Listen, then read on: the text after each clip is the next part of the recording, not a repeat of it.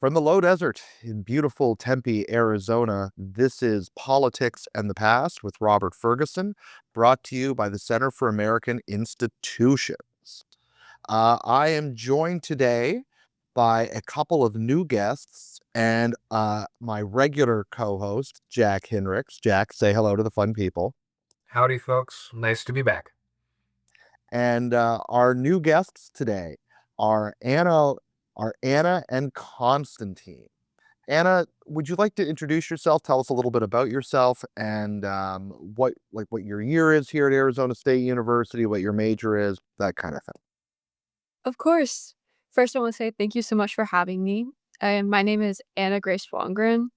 I'm originally from the south of the U.S. in Georgia, and then I came here to ASU about 3 years ago to pursue my degree in architecture and then also a degree in history. Uh, I've done MUN for about 7 years, and so So far, by MUN, you mean Model UN. yes. Commonly, it can be abbreviated either as MUN or as MUN. Okay. So you've been doing it for about 7 years, so that would have included high school as well. Yes, sir. All right. Okay, Konstantin, tell us a little bit about yourself. Well, okay. I am a freshman here at Arizona State University studying international relations with certificates in Russian and Eastern European studies, as well as politics and leadership. And yeah, no, I know it's crazy. That's exciting. Someone should advertise that to people. Yeah. But I'm originally...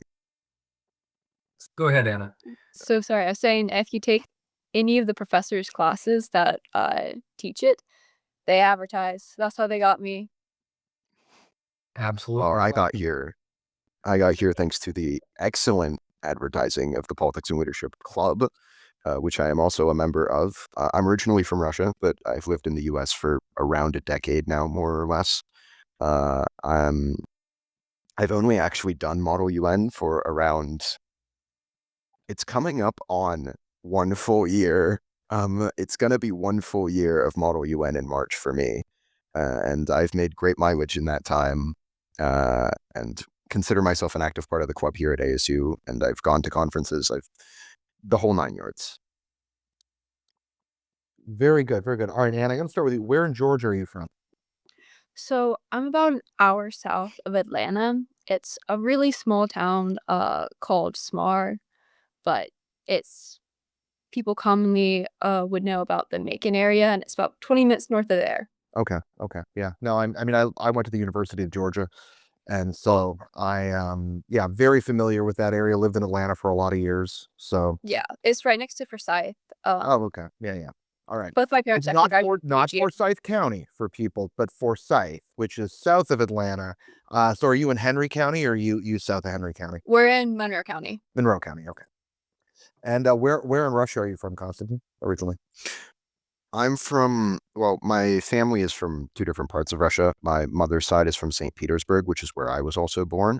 But my father's side is a bit deeper into the country, from both Severodvinsk, which is a very northern city up near the Arctic Circle, and Glazov, which is a more like eastward direction city. It's out in the big forests that come up before you get to the Ural Mountains. Okay. Well, that's a wide swath of European Russia right there. Yeah. Okay, so you came to the United States 10 years ago. More or less, yeah. Okay. Why? Let me ask. Why? Well, I frankly can't remember much of the reasoning on account of being 3 years old when I got here, and not developing basic human consciousness until I was, well, arguably last week, but I'd say around 5 or 6. Working on that. He's trying really hard. So you're a freshman, so it was a little longer than 10 years ago, a little more than a decade ago. Okay, fair enough. Yeah, I've been back a couple times to the country, which is why I say 10 years. I got here at around 3 years old, but I've been back since for extended periods of time. From what I can remember, the reason my family came to America was because my dad was a graduate of Texas A&M University in nuclear engineering, and he was looking to find a job here in the States with his experience and his education. Very good. Very good. Interesting. All right. Well, we kind of hinted at this. The reason that we've brought Anna and Konstantin on is because we want to learn a lot more about the Model UN, not just here at Arizona State University, but maybe Model UN as a programming more broadly. So Anna, because you're the 7-year tenured expert on Model UN, how would you describe what the Model UN is? So I'd say very simple. It's a bunch of different academic teams which go to competitions where they model the United Nations. They select countries, they have topics, they go into UN committees, and they act as if they were that country and campaign for whatever policy they have. For example, the main body of the UN is the General Assembly. So at a competition, you'd have a General Assembly committee, and you'd have all the countries that participate in the General Assembly, like the United States. And if the topic was, say, talking of, or like addressing and maybe making updates to the UN Charter, as a delegate for the United States, you would come in and say, "This is what the United States wants to see updated in the charter." Okay, okay. So let me ask you, like, so it's a competition. How are winners determined? So every committee has chairs, or otherwise known as a dais, and they moderate the committee. They lead the committee on making sure an order is maintained. But they're also grading the committee members. What you're commonly graded on is your speaking ability. How well do you speak? Does your speeches contain substance? Um, and then you are also graded on how well are you communicating with other delegates? How well are you forming these alliances to make sure you have majority vote? Throughout the competitions, you're also creating resolutions, which is what the UN creates and passes in committees to address whatever the committee topic is. Now, how well are you participating in making those resolutions? What's your progress like in committee? How valuable are you to your committee members?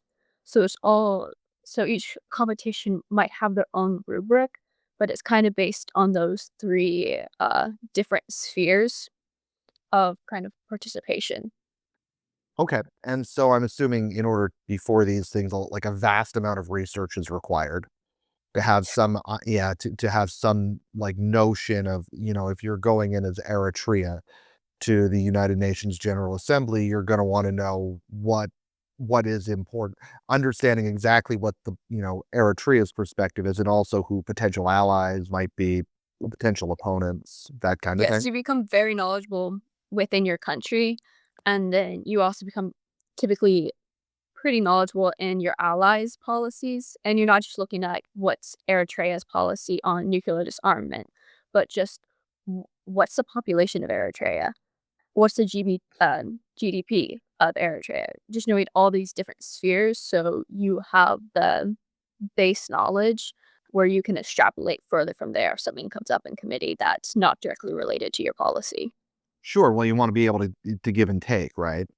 Which is part of it. So, if you can offer a concession on something else, that might get you a vote that you need on the policy that you actually care about, right? Okay, so Constantine, you've been doing this for about a year now. Has that meant going to a few competitions, or what has that meant for you?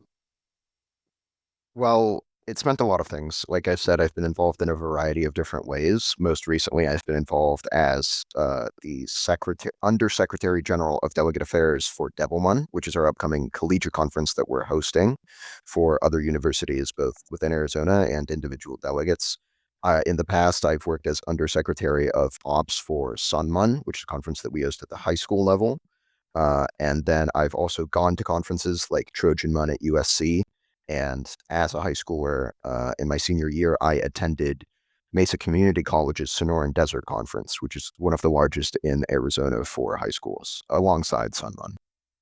Okay, so you're the Undersecretary for Delegate Affairs.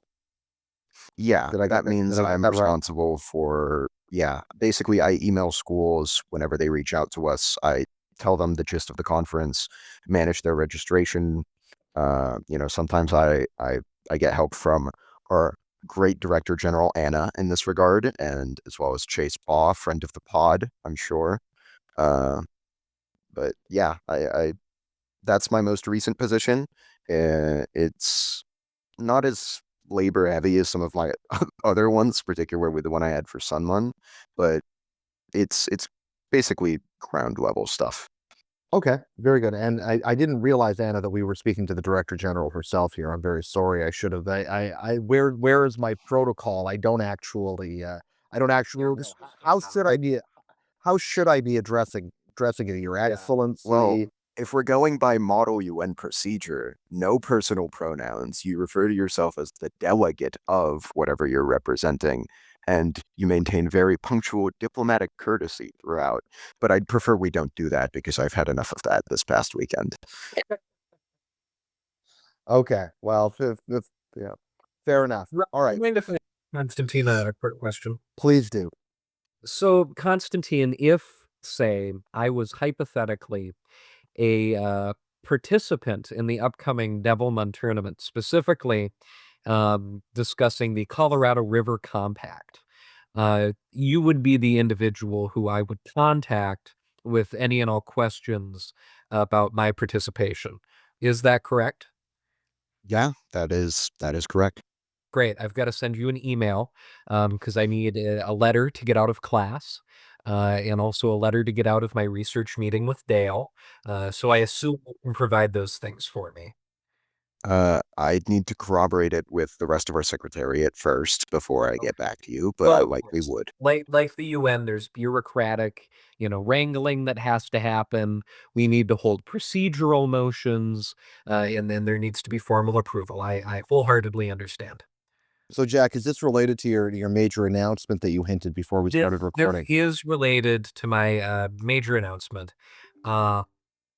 where I am going to be participating in the Devilman uh, uh, Model UN tournament as a favor to my good friend Chase Baugh, who is also a member of Model UN. He was unfortunately not able to make it today. But how long, Anna, have folks been trying to get me to join the Model UN team at Arizona State University? By the way, Jack, you guys do not have to answer that question because this is just a way for Jack to get people to pat him on the back. So you don't actually have It is. It to. really is. I'm honestly trying to remember. I don't know when Chase started, but I remember it being a hot second ago. I think I started this year. Okay.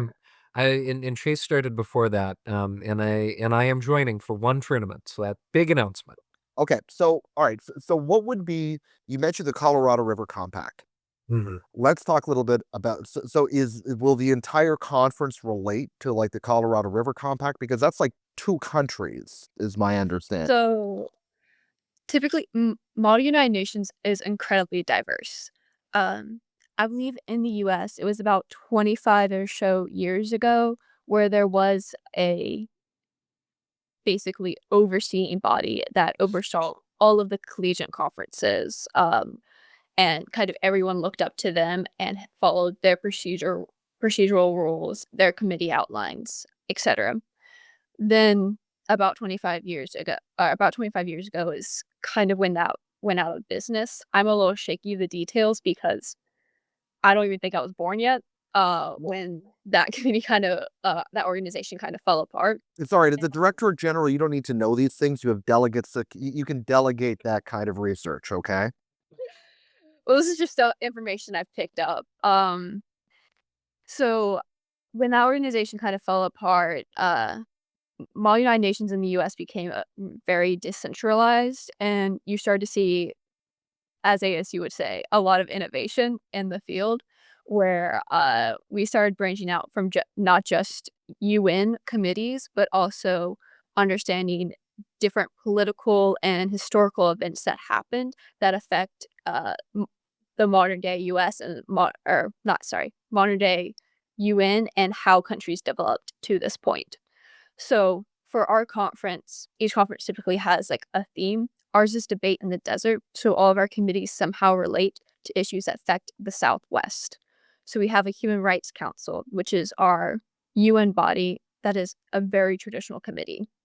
We also have two committees that are non-traditional. They're not exactly UN bodies, but they still represent issues and use procedures that the United Nations would use, but tackle different issues, and you aren't necessarily representing countries. So, for example, the Colorado River Compact is a committee that's focusing on what the future of the Colorado River is going to look like and how the southwestern states of the US are going to be able to handle and disperse that water. So instead of representing countries, the delegates in that committee are going to be representing characters who are like representatives of the states involved in the original Colorado River Compact. Okay, fantastic. Oh, so it's not going to be like countries, it'll be states. Yes. Very cool. Okay, that's interesting. Um, so let me ask you guys this question. Have you guys done any research for yourself on the Colorado River Compact? So I actually have, because for our Okay. training simulations where we train our dias on how to perform the procedures of Model UN, we obviously want delegates there to attempt to test the dias's knowledge of both their information that they've given to the delegates in the form of background guides and issue books, as well as their general knowledge of the topic even beyond those things, as well as, of course, their followings of procedure and how they manage a Sure. committee. In my time during these training simulations, I have needed to do research into the committee and into the states participating and things like that. So I can say I've done a bit. Okay. Let's talk about it a little bit then. This is I'm calling an audible here. I want to talk Colorado River Compact. Um, so Konstantin, can you explain to us a little bit about what is the Colorado River Compact for listeners who might not know, especially listeners who might not be in the Southwest? Sure. Yeah. I mean, from my knowledge, which I will admit is not all encompassing, the Colorado River Compact was signed, I believe, in 1922 between two different types of states that were classified by the compact: upper division states like Wyoming, Colorado, New Mexico, and Utah, and lower division states, which are Nevada, Arizona, and California. Generally, the point of the compact was to regulate how water would be distributed among those 7 states and about how the Colorado River would be managed, seeing it as it is a pretty big lifeline in Southwest America for water and a pretty big base of discussion for water rights and water allocation. Right. So, for instance, city, the valley here where we are, or which contains Phoenix as well as Tempe, Scottsdale, uh, Glendale, Mesa. Um, Particularly the cities on the north end of the valley are almost entirely dependent on Colorado River water that is distributed through the Central Arizona Project Canal, which was built in the 1960s, that basically goes up to Lake Havasu. And so the Colorado River Compact is very important for many people who live um, in the valley, because their major access to water depends on the how this treaty is administered, or what rights they have to Colorado River water depend um, on the way the treaty was initially negotiated, and it's currently up for. So what's going on? Like, do you guys know what's going on in it, like this year with Colorado River Project, or sorry, the Colorado River Compact? I'll not I'm not gonna say that I'm completely knowledgeable, but looking at completely knowledgeable on what's going on with the Colorado River Compact, but I am aware of the fact that the Colorado River is soon to run dry and that there have been talks of renegotiating the Colorado River Compact as well as other methods to secure water for the valley. Yeah. I mean, just briefly, like running dry is probably an exaggeration, but it's been in what's called drought conditions for about 7 or 8 years now. And that triggers certain caveat, or certain conditions inside the Colorado River Compact. So creating a need for new, and for renewal negotiations, etc. And so, Konstantin, are you able to explain a little bit, like what's the distinction between the upper states and the lower states? Now, for that, I wouldn't be able to say Okay, fair enough. explicitly Fair enough. because I have unfortunately not had the time. I know No, water allocations are different between them. yeah. And I also know the way they prioritize the water is different, but that comes naturally with different state governments. No, yeah, absolutely. Anyway, I really want to do an episode on the Colorado River Compact. So you threw that out there, and I was like, oh my goodness, or am I gonna get that episode? So I didn't expect you guys to do I didn't expect you guys to do to have done this research. I admit. But Anna, Well, if please go you're ahead. really interested in the Colorado River Compact, the person running this committee, his name is Liam Nelson, and he is a student over at Sandra Day O'Connor Law School. He graduated the undergrad from ASU and from the MUN Club and was one of our previous presidents. And he's the one heading up this committee. He wrote a wonderful, over 50-page background guide on this topic and has become incredibly well versed in the legal framework of the Colorado River Compact, as well as the economic effects of it and economic aspects of it, and social cultural. So I would say if you want an episode on Colorado River Compact, he might be your guy. Sounds good. That's good to know. Okay, so students are going to be representing various states, so they're going to have to know like what the again, so if you're California or you're Nevada, you're going to have to know what exactly the water needs of your state are, right? Yes. Okay. And so what are some of the other topics that are going to be discussed at the upcoming Devil Mun? Did I get that right? Devil Mun?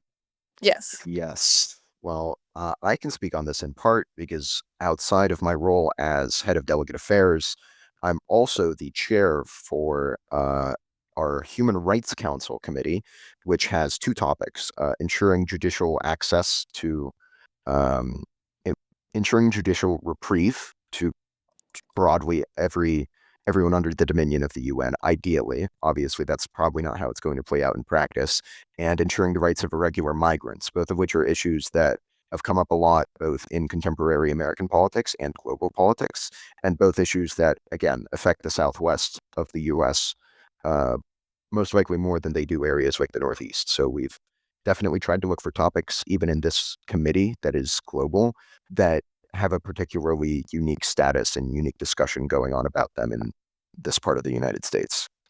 So will there be so what are the various like will every country that be represented at Devilman, or is it gonna be mostly countries with desert kind of desert interests, or how is that determined? So the way we originally determined our list of nations for this committee was simply by looking at the 47 current members of the Human Rights Council of the UN. Obviously, with registration and signups, we've adjusted that number to reflect the amount of people we'll be getting. The way we slot people into these nations is on a sort of strategic level. Anna could talk more about this as she recently managed delegate registration into our assignments. But broadly, we took the base of the nations represented by the UN in real life in this committee, and we adjusted from there um, to try and find the countries that would foster a good debate to allow for no particular alignment to gain an edge. Okay, Anna, can you go a little bit more into that? I can, although I will say Konstantin pretty much covered it. With any of these, with any committee, your first and foremost idea is who's actually in that committee. Um, and that's always the basis you start off of. If that country is no longer in that committee, is not in that committee in the UN, they wouldn't be in that committee in a Model United Nations conference. Okay, so can you From give me there, sorry, can you give me an example of some countries that are on the Human Rights Council? I can definitely do that. I have a list that I can pull up eloquently in my Google Docs that I Oh my goodness. had to make for this. So perfect. I can rattle off all 47 if you need. Well, I don't need all 47. Give me some big ones. All 47 countries. Well, just a moment here. I know nations like it comprises a variety of nations. As the Human Rights Council tries to take both nations that are actively involved in aiding human rights. So, in that regard, I'm thinking Iceland particularly. They have a very good human rights record with the UN, as well as nations that are more on the side of controversy with human rights. In that case, the United Arab Emirates and Saudi Arabia have come under fire both recently and broadly during the history of the UN for these problems. It As far as I'm aware, it does not include all P5 members. P5, for those unaware, is the permanent five of the UN Security Council. So that's the US, UK, France, People's Republic of China, and Russia. I believe Russia is not on the Human Rights Council as it stands, but the US and UK are. Additionally, the Human Rights Council includes smaller nations that it, from my understanding, obviously I can't speak to the very Secretary General of the UN, but I believe that the nations assigned to it are assigned in a way to sort of try and create separations. In the UN, there's this idea of movements. So you've got the non-aligned movement, the West movement, and these names aren't concrete, but generally what is called the sort of BRICS or East movement, China and Russia. And I'm sure Anna could talk more about this. So, for the Human Rights Council specifically, each kind of like section of the United Nations, their committees are picked, selected, or elected different ways depending on the committee itself. For the Human Rights Council, there's 47 member states. They're elected by the General Assembly by majority vote through like secret ballot. The General Assembly, when electing these members, does take into account, as Konstantin said, the state's contribution, the state's involvement with human rights, um, as well as any like commitments they've made to, for say, like help funding, to like the Human Rights Council or for human rights.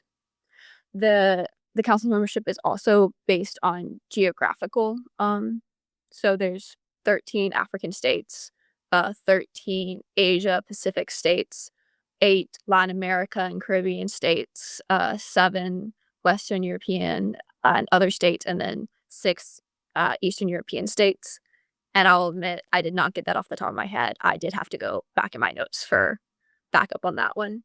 You see, Anna, I don't know why you were. I don't know why you would say that. I don't know why you would say that. You could have just completely just, Hey, we're on a podcast. No one knows what we're doing behind these cameras, Hey, I like to say honest, Boy Scouts. But it's on a period of 3 years, and you can't be reelected right after. So it cycles through different member states. Okay. All right. So, so Jack is going to be participating, I guess not as a member state. He's going to be on the Colorado River thing, right? That's the plan, Jack. Yeah, that's the plan. Okay. Do you know who you'll be representing? Do you know which state you'll I be don't know who representing? I'll be representing yet. I really hope that I get to be California or from California because I find the notion of being the big bad wolf in that committee, the bully, to be a little bit fun. I just want to say, though, it is incredible the amount of knowledge, even if you had to go and look at your previous notes, that both Anna and Konstantin have about the United Nations. More knowledge about the United Nations, specifically in international affairs, than I would say probably 99% of not just college students, but just residents of the United States of America. And the fact that Model United Nations could bring you to do all of that research and create the mental framework for you to remember that was really incredible and a testament to the activity. I will say my first ever country back in my freshman year of high school was Bosnia and Herzegovina, which I actually read the Constitution for, and there's still aspects of that I remember to this day that I'm honestly surprised I still remember. I can speak to a similar thing. The first country I represented was Nigeria on a historical committee set in 1954, before Nigeria had gained full independence from the UK. And I had to go and find PDF documents of both the Macpherson and I can't remember it off the top of my head. I believe the Nichols Constitution of Nigeria, and read through those and ensure I had a proper understanding of the Nigerian government's relationship with its father nation, the UK. Wow. Okay. That's that is a good way to get knowledge that you otherwise didn't realize that you needed. Absolutely. So are Arizona State students mostly going to be organizing, or will they be participating? I mean, I guess Jack's participating as a state, but is there like Here's a dumb question. Is it like a team? So typically when you go to conferences, you go to conference as a delegation. So it'd be the delegation of ASU is attending a conference. When you're hosting a conference, it's usually your club is hosting. For us, about majority of our club is hosting it and volunteering there, like help running the conference. But we do have a few members that are actually participating, although they're not participating as a delegation. And then for people like Jack, it is open to all students of ASU to come out and participate February 5th through the 8th, if anyone on your podcast would like to come and help participate and compete. But typically, you're not going to see students from the schools hosted at participate at the conference. We're just a little special this year.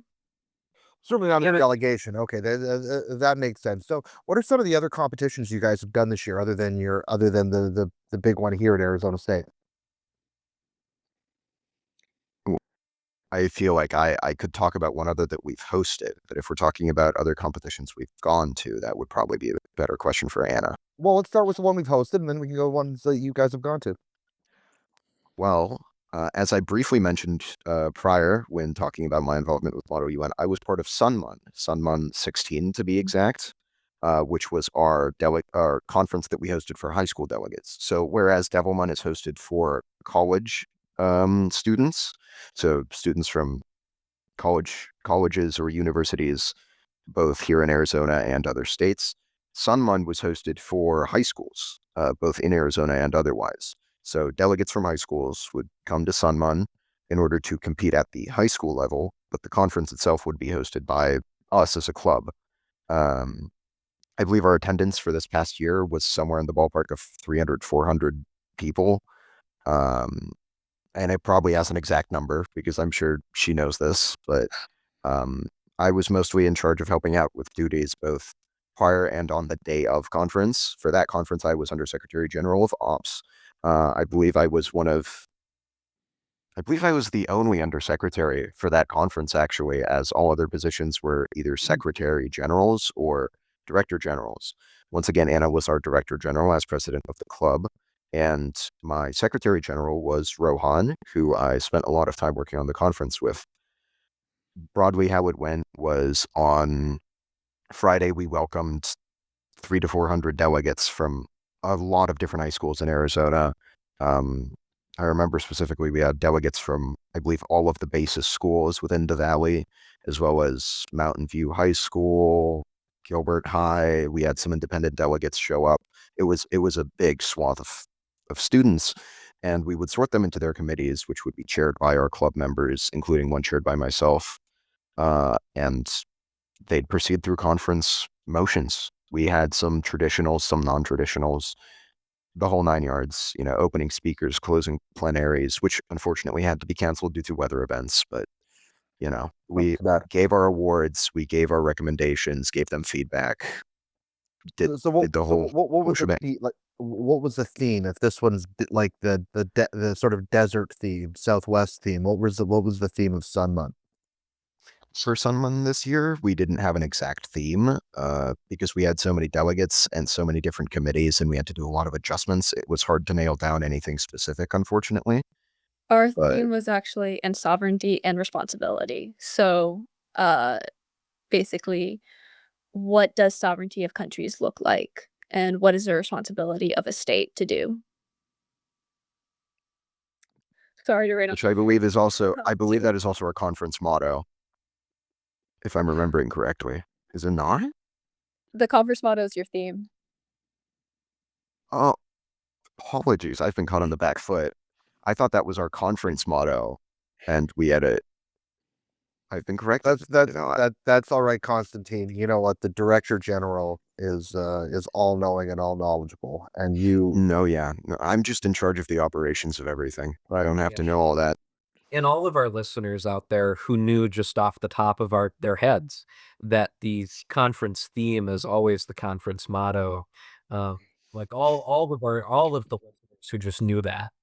One of them, because I'm going to be listening back to this. Well, no, all right. So let me let's back up. So there's a lot of high schoolers in Arizona who are clearly interested in this because it's 3 to 6, like 400 students. I mean, that's amazing. I mean, 400 Mhm. high school students who like could be doing anything else, Yeah. right? Chose to participate in the Model UN. What is it about the Model UN that you think? Well, first of all, got you guys interested, and maybe that connects high schoolers as well, that inspires high schoolers. I feel like it's fresher for Konstantin, so I'm gonna let him go first. That's reasonable. Well, the thing that got me primarily interested in Model UN was my history teacher in high school. I've long been interested in international relations and history and diplomacy. And when she told me that she was the faculty advisor for a high school's Model UN club, I asked, what even is that? And she said, well, we represent delegations at the UN and attempt to portray country policy while interacting with other delegates at these wide conferences. And I said, oh my God, that sounds amazing. Because you know, I'm an international relations major. This is exactly what I want to do effectively for a living. If I can represent the US or Russia one day at the UN, I will have considered my life goals entirely achieved. So I was immediately on it. I was interested. It allows me to learn more both about the history of all these nations and these issues, and also about things very relevant to my major. So I was interested in that, and I'm sure that's in no small part the reason so many high schoolers are interested. I know for many others, it's also a sort of social thing. I mean, it's fun to be a part of this competitive team that goes out and learns about these topics, learns about these issues with all these people that are committed to going to these conferences and establishing this sort of camaraderie between them. It's how I made some of the friends that I've retained here at ASU past my high school involvement. And it's how I've made so many friends at Model UN, the club here at ASU. Even though many of us have absolutely nothing in common outside of the club. Well, this can be one of your little platoons, Jack, that we talked about. I was just thinking that, and I'm really happy you brought that up. It's so nice to hear about high schoolers getting together and to engage with one another on this sort of intellectual level. Um, One of the things that the Center for American Institutions really emphasizes is civil discourse and helping bring civil discourse or the importance of it to young people, to high schoolers, to college students. And so previously on this podcast, we've highlighted other examples. Specifically, we had an episode about high school debate and the importance of that with civil discourse. And I'm so happy to hear that so many high school students and college students are receiving that same message and that same education through Model UN. It's a very important thing, both in my opinion and the center's opinion, and so I'm happy to hear that you're bringing that to those folks. Another thing that we've talked a lot about on various episodes of the podcast is that you got, obviously Gen Z, which I think you guys are still a part of. I don't know where Gen Z's cutoff is, but I think you guys are still Gen Z. It's a highly political generation. There's a lot of differing political opinions. How in a group like Model UN do you guys manage that? So for Model UN, your personal politics don't necessarily matter. When you're given a country, no matter whatever your personal opinion is, you need to represent that country's policy. It could be the antithesis to everything you believe in, but if you want to represent well, and this is something that's also kind of graded, you need to represent what your country believes, not what you believe, which is also something I find really unique about Model United Nations, like kind of like debate clubs and like civic societies that you find within the U.S. They typically are very U.S. oriented for obvious reasons. But with UN, you're very rarely representing the United States. You're usually going out to countries you may not have ever even heard of before and representing what they believe, which can is a very different culture from your own and could have very different political beliefs from your own as well. I also think in the process of this, you learn to gain a little bit more respect for these differing political opinions by understanding that they're recognized on the world stage in this way.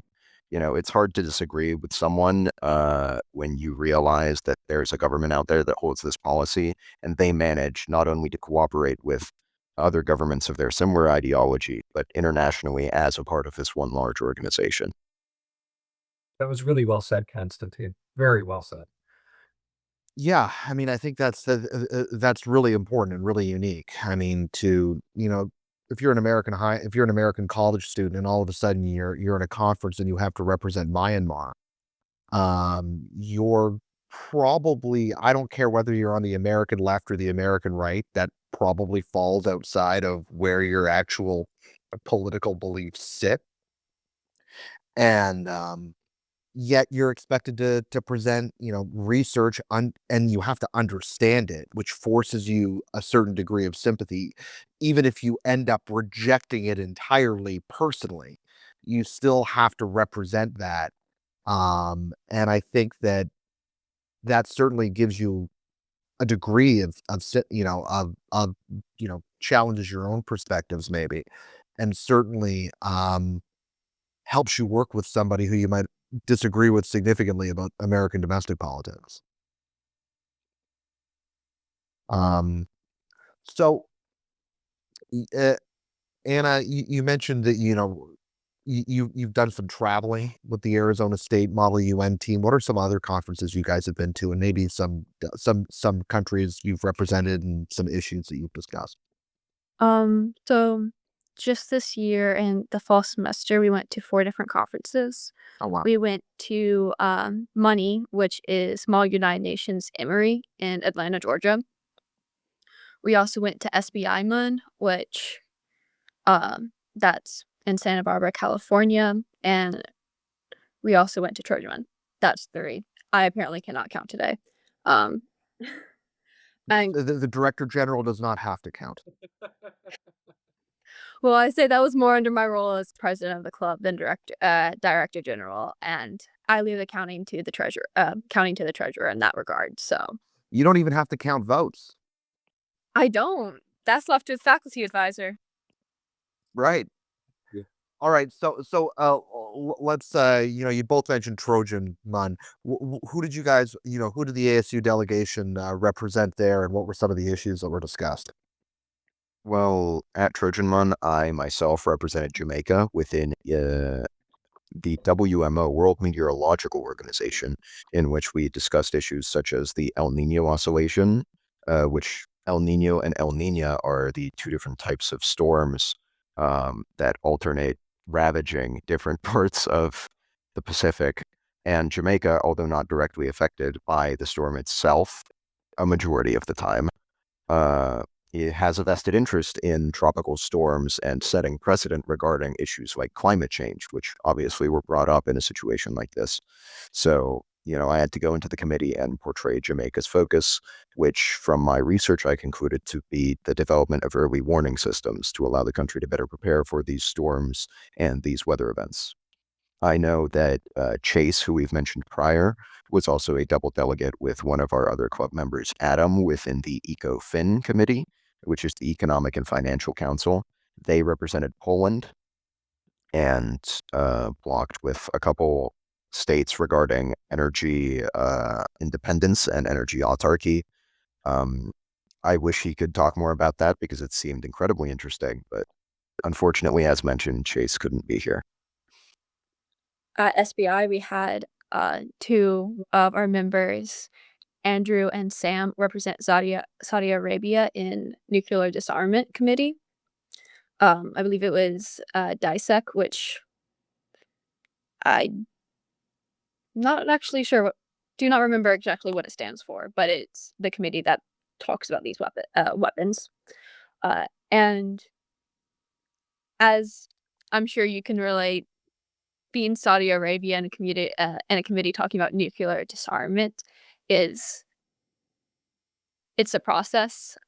It does give you a very clear group of allies, but it also can make you very unpopular.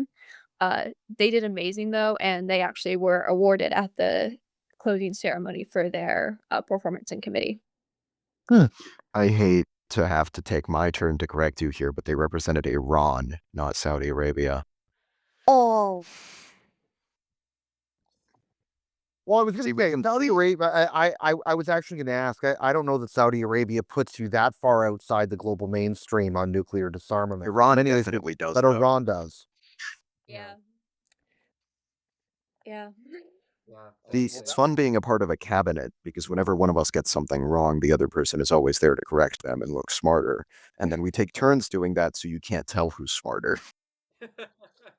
Well, here's the thing, Anna. If I was if I were the director general of or the president of the club, I would find some way to marginalize anybody who corrected me that brazenly and that pompously. Yeah. It sounds like Konstantin needs to be sent on assignment to Siberia. He has, I'm sure they have a Model UN conference there.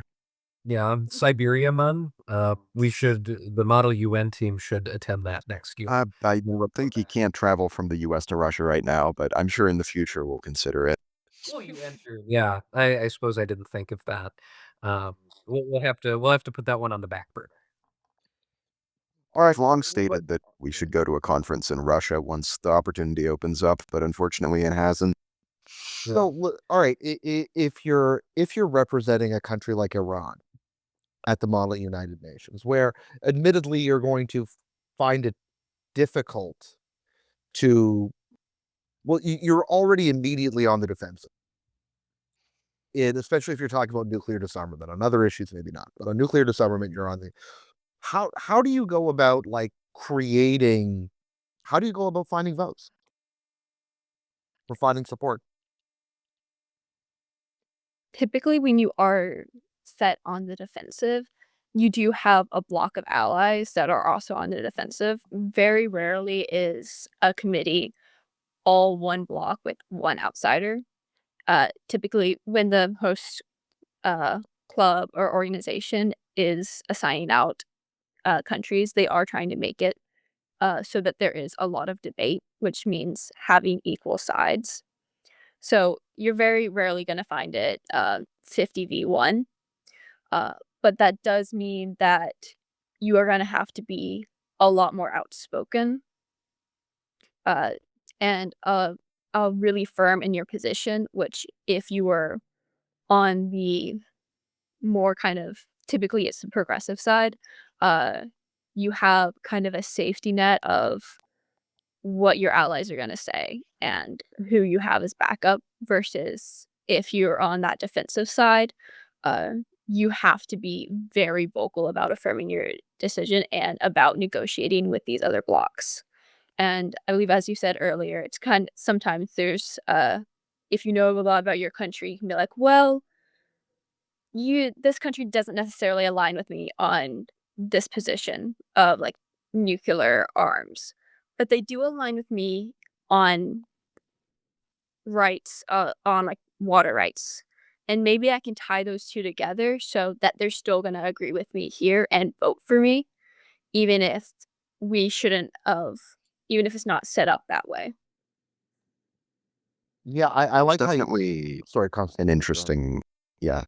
No, I apologize. I'm just going to quickly note that there's definitely a variety of different strategies you can take in this.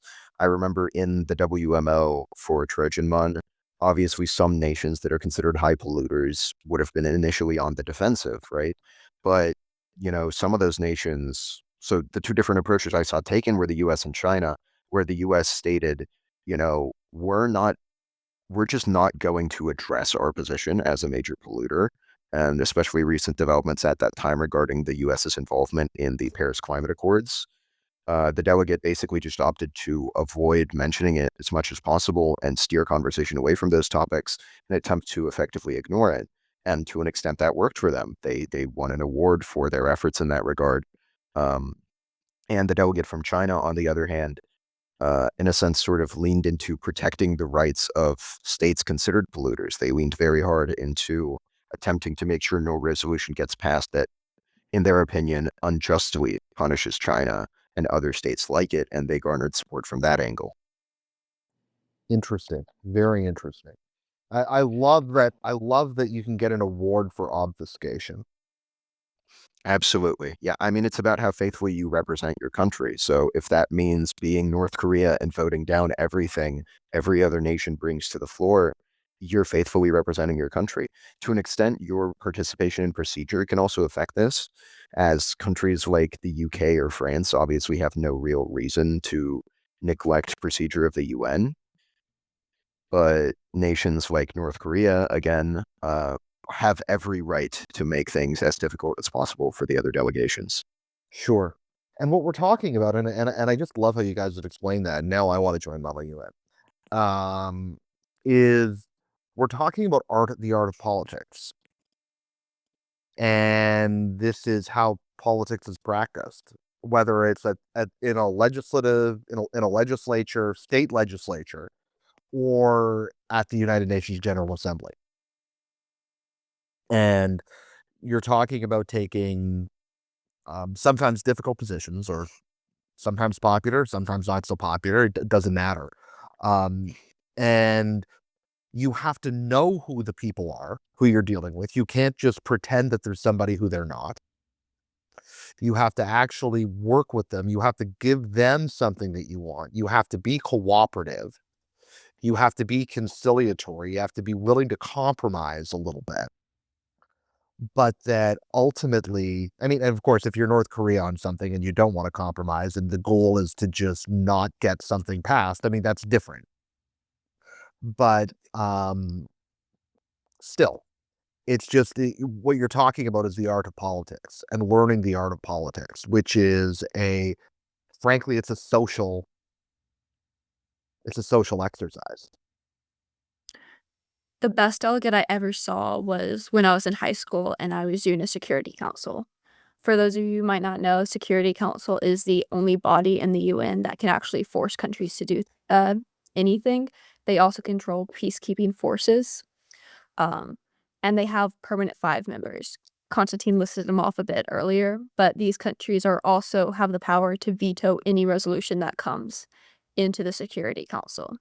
The best delegate I ever saw was Russia, and our topic was basically about chip production and the supply chain, and he vetoed every single resolution that came across the table, and we did not get anything done. But he did so that it would align with Russia's policies, and he won the award for like the best award for that committee for his performance as Russia. He stayed incredibly true to his character, and the only time we ever passed anything is when he accidentally left the room during voting block. Um, Which which is really funny because like one of the only times that the United Nations Security Council passed, a resolution that allowed for a UN security force to actually go overseas and prosecute a war was when Russia was boycotting their position in the UN Security Council. Yeah, during the Korean War, I believe. Yeah. Yeah, they were boycotting in solidarity with People's Republic of China because at the time Taiwan had the permanent seat on the UN Security Council representing China, and the Soviets were boycotting that. But yeah, so that's really funny that the only time that the UN Security Council passed anything important was when the Russian delegate was in the bathroom. Yeah. That's I that love how art imitates life sometimes. right. Well, that's realistic. All right, so um, you guys you participate in the Model UN. The United Nations is as a body, you know, emerged in the wake of the Second World War, one of the key institutions of the post Second World War order. And yet it is an institution that is not only controversial in this country, in the United States, but has been criticized for not being able to accomplish a whole heck of a lot around the world. And that's probably, and that maybe its sheer existence is something we don't need anymore. What would you guys say to people who make those claims here in 2025 or 2026? I guess it's 2026. I'm living in the past. well, I guess I would first admit it is a very popular joke that nothing we do in Model UN conferences really matters because we can't force anyone to do anything. One of the most respected institutions that every committee you're going to get at least one country making a speech on is the power of national sovereignty, and that the UN cannot violate a country's national sovereignty. But that being said, the UN does absolutely amazing work, especially through there's specific bodies that are maybe a little less well known. Um, and while, yes, the UN cannot violate a country's national sovereignty, countries are required to fill the obligations for which they have signed themselves to. And the principal way the UN acts is a country agrees to be bound by those terms. And once the country is bound by those terms, they must uphold them. And again, it comes to a game of politics. Uh, if, say, like a powerful country like the US, Russia, or China wants to violate one of these treaties, they would be, there's a chance that they could get away with it. But other countries are going to put that political pressure back onto them of, no, you agreed to this. You have to come and fulfill it. Recent example, I think that might be on maybe not everyone's minds, but certainly on a lot of Munners' minds, is the President Trump recently, I think 2 or so days ago, officially withdrew the United States out of the World Health Organization. Now, in the, I guess, like bylaws of WHO, World Health Organization, they are allowed to do that as long as they're not necessarily allowed to do that, but when joining WHO, the US's Congress designed a way for them to get out of it as long as a year before they announced their intent to leave and that they have fulfilled all of their dues and payments that they promised the organization. As it stands, the United States has not finished paying their dues to the WHO. They are currently, I think, 2 years behind in their payments. And so in the next coming months, there's going to be committee meetings of whether or not the United States is even allowed to leave WHO. So that comes with kind of those checks and balances, like, oh, once you've agreed to something, you are stuck for that. And then for conversation of people saying that the UN's not necessarily as helpful or useful, I would just kind of ask them to look at all the different society bodies of the UN. Yes, you might not hear about the General Assembly doing this great, amazing thing that solves so many lives. But what about UNICEF? UNICEF is a body of the UN that deals with education. It's one of the principal organs and or forces behind almost eradicating malaria. It's still an ongoing process, but it is currently, I believe, eradicated malaria in like 5 countries, and I think that's a low estimate. So the UN is affecting people's daily lives through humanitarian aid, sanitation, um, medicine, vaccinations. And so while you might not necessarily see the effects the day of, is certainly a great organ and mechanism around the world to provide connection and a way for political discourse to happen on the international stage. Konstantin? As a scholar of international relations, I can definitely also speak on this. I'm actually taking a class right now, EINR 205, Perspectives on International Relations, which talks about the use of the UN in a way as a third body between states. Obviously, a majority of wars start as a disagreement between two states, either on a divisible or indivisible issue. If we're talking about an indivisible issue, I'm thinking of World War I, the death of Archduke Franz Ferdinand, not exactly something you can really compromise on, right? Someone's dead. If we're talking about a divisible issue, I'm immediately thinking of situations like trying to find one that would provide a good example, but really Cyprus is a good example. Cyprus was a boiling conflict in the 1970s between two NATO states that the UN helped resolve by establishing peacekeepers on the island, a mission that I believe continues to this day, and preventing a war from breaking out over it by facilitating negotiation and coming to a compromise. One of the greatest tools we have at our disposal today is communication, right? And the UN provides this sort of place for communication to occur that isn't in the back rooms between two states that no one will ever see. It functions as a third party. If you're having an argument with someone, it's nice to have a third person step in and say, all right, you guys are kind of blowing this out of proportion. Let me try and calm it down. And that's the role the UN has played a lot of times in international relations. One of the examples that was brought up in my class recently, for example, was the prisoner's dilemma, where one prisoner is incentivized to defect and get a lesser sentence while the other is given a greater sentence, and both are also incentivized to cooperate to get a lesser but not the best sentence. Something like, if one defects and the other cooperates, one gets 3 years, the other gets 10. If they both cooperate, they both get 5 years. That's an analogy that can be applied to situations like this. um, in the prisoner's dilemma, you have no communication between the two sides. So it's entirely based off trust. But the UN allows for a place for these discussions to happen and for us to gain a much better understanding of these situations and allow us to find the best outcome, or if not the best, a better outcome. Even if it doesn't prevent wars, it oftentimes delays them or minimizes the ramifications of a war when it does happen. Right. I mean, in the case of the prisoner's dilemma, of course, what ends up happening is that both prisoners roll on each other, which actually ends up, you know, creating the worst outcome for both cases. Whereas if they cooperated, but they're never going to cooperate, as the no, or if they both just don't say anything, even though they can't communicate with each other, then the idea is the sentence is off, or In a way, or the that's what the UN is. It's this record of a country's habit of cooperating or not cooperating. And by allowing for this forum, you get to see, well, if I block with the US here, they have a history of not complying with any of these treaties. So why would I?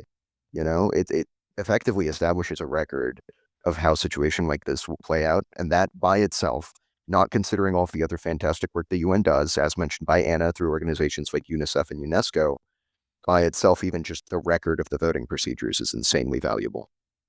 Well, it's an alternative to great power competition, right? It's an opportunity for countries, no matter how small, no matter how, maybe, and I'm going to use this word, I don't mean this word, but, from the perspective of the great powers, no matter how insignificant, it's an opportunity for them it's an opportunity for them to have equality with every other nation.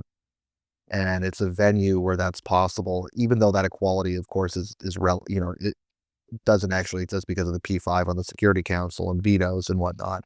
But on so many issues that don't deal with the Security Council, it allows a small, independent, sovereign country to be able to pursue their own interests, as a relative equal in international affairs. Whereas if you don't have a body like this, no matter how flawed, ultimately the only word, the smaller the nation, if it doesn't have any particular significant ability to project power, is ultimately dependent on the goodwill of allies and the goodwill of, um, and is subject to the depredations of larger predators in the It international also world.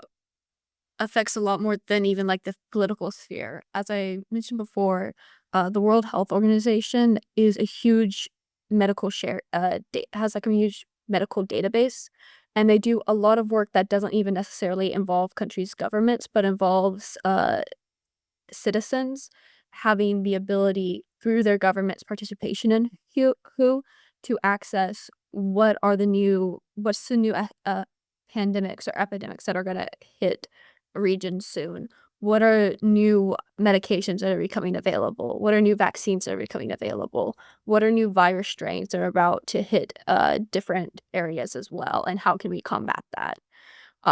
Each of these bodies has basically a whole other uh, workforce under them that's not even politicians or diplomats, but it's those who don't their positions don't change every election cycle, but they're still heavily involved in cooperation and information sharing throughout the world.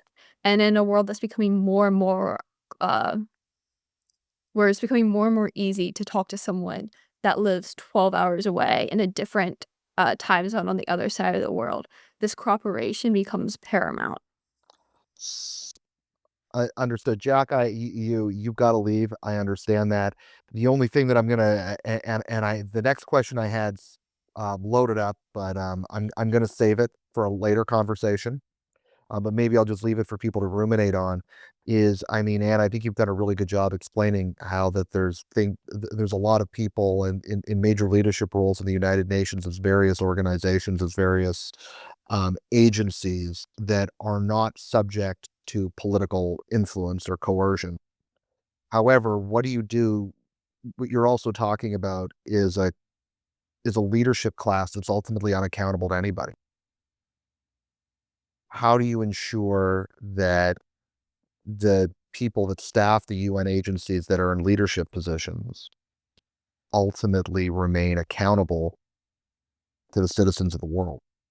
And it's not just a problem for the United Nations. You got this problem anytime you've got technocratic governance, you have this problem, right? It's this balancing act of making sure you've got expertise that can continue to um, that that can run the agency, that can run the organization, right? But at the same time, how do you ensure that they remain accountable to voters of the world and voters of the major countries that are um, increasingly feel distanced from them? And I don't expect you guys to have an answer today, unless you do. If you do, that's great. I'll admit you kind of cut out a little bit there, so I didn't pick up most of the question, but from my understanding, it was kind of like, how do these people that are or Konstantin, you wanna go?